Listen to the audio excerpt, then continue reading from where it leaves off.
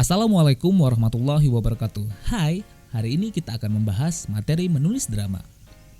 Pada pembelajaran kali ini, kalian diharapkan mampu menulis drama dengan memperhatikan kaidah penulisan drama dan orisinilitas. Terdapat dua cara dalam menulis teks drama. Pertama, membuat teks drama dari karya yang sudah ada. Kalian pasti pernah membaca dongeng, cerpen, ataupun novel. Karya ini bisa menjadi cerita yang kita ubah menjadi teks drama. Selain itu, teks drama juga bisa ditulis berdasarkan imajinasi atau pengalaman hidup sehari-hari. Dengan hal ini, karya kalian akan lebih orisinil dan unik. Yang pertama kita bahas adalah menulis teks drama dengan karya yang sudah ada. Jika kita membaca novel, cerpen, ataupun dongeng, pastinya di setiap cerita itu sudah memiliki ide cerita, alur, latar, dan unsur-unsur cerita lainnya. Yang perlu kita lakukan hanyalah memahaminya dan mengubahnya sesuai struktur teks drama, menjadikannya dalam format dialog, karena ciri utama drama adalah berbentuk dialog. Dalam dialog sendiri terdapat tiga unsur, yaitu tokoh, wawancang, dan kramagung. Tokoh adalah pelaku cerita atau dalam dialog orang yang mengucapkan atau mengujarkan dialog. Wawancang merupakan dialog atau percakapan yang akan diujarkan oleh tokoh. Kramagung sendiri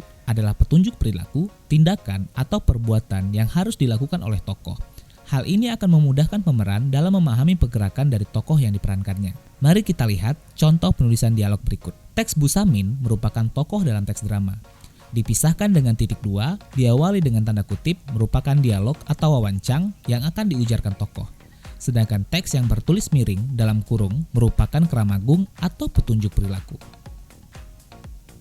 Dalam penyajian teks drama, kita harus memperhatikan langkah berikut. Pertama, penulisan dialog harus diawali dengan nama tokoh yang diletakkan di bagian kiri baris. Di depan nama tokoh digunakan tanda baca titik dua untuk mengungkapkan dialog tokoh. Ucapan tokoh yang berupa kalimat langsung ditulis setelah nama dipisahkan dengan titik dua tersebut. Dalam naskah drama, terdapat narasi yang menunjukkan latar, suasana, dan lakuan para tokoh. Penjelasan keadaan pentas dan lakuan tokoh yang dicetak miring dan diapit tanda kurung. Penulisan perpindahan babak, adegan, atau setting drama ditulis sendiri atau tidak digandeng dengan dialog tokoh. Pada awal kisahan biasanya disertakan prolog sebagai pengantar cerita dan epilog sebagai penutup cerita. Agar lebih memahami langkahnya, mari kita baca cerpen berikut ini.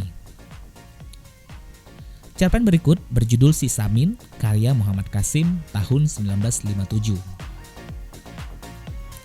Pastikan kalian membaca cerpennya agar lebih mudah memahami langkah selanjutnya.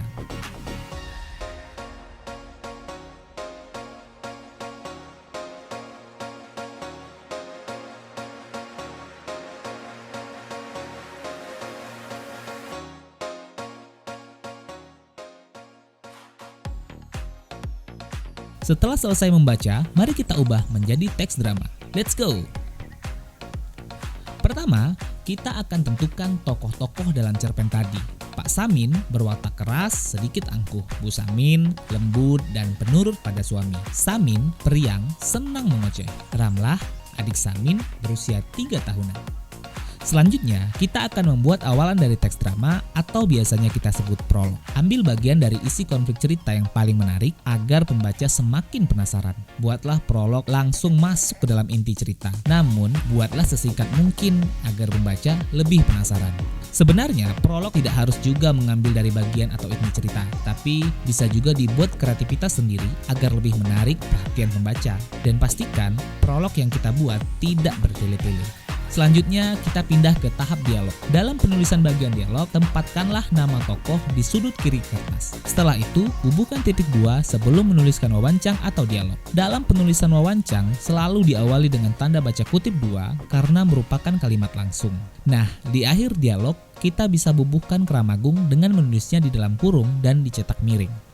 Di akhir penulisan teks drama, kita akan membuat epilog. Umumnya, epilog bersifat retoris, yakni mengajak para penonton, pendengar, atau pembaca untuk menangkap hikmah cerita yang syarat akan nilai-nilai kehidupan. Adapun cirinya terletak di akhir cerita, umumnya berupa kesimpulan, berisi hikmah, intisari, kata mutiara, ataupun kata bijak. Sering disertai ucapan terima kasih dari penulis. Mengulas kembali nasib tokoh di akhir konflik secara singkat.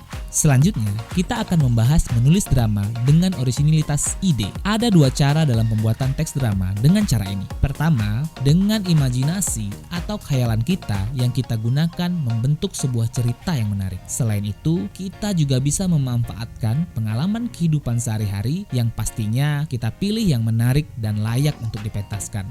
Untuk teknik penulisannya sama saja seperti kita bahas sebelumnya, yang membedakan hanyalah asal dari ide cerita. Adapun langkah penulisannya yaitu menentukan topik, yakni berupa suatu peristiwa yang menarik dan memiliki konflik yang kuat. Kedua, menentukan tokoh yang terlibat di dalamnya, serta membuat kerangka alur yang menarik dan tidak mudah ditebak. Berikutnya, mengembangkan kerangka itu ke dalam dialog-dialog dengan memperhatikan struktur dan kaidah kebahasaannya yang tepat. Kelima, struktur drama meliputi prolog, dialog, dan dalam dialog ada bagian orientasi, komplikasi, dan resolusi. Diakhiri dengan epilog. 6. Kaidah kebahasaan ditandai oleh kalimat-kalimat langsung dengan pilihan kata yang menggambarkan karakter tokoh dan situasi percakapan. Oke, demikianlah bahasan kita terkait penulisan teks drama. Semoga bermanfaat dan membuka wawasan kita terhadap penulisan drama. Sampai jumpa lagi. Terima kasih. Wassalamualaikum warahmatullahi wabarakatuh.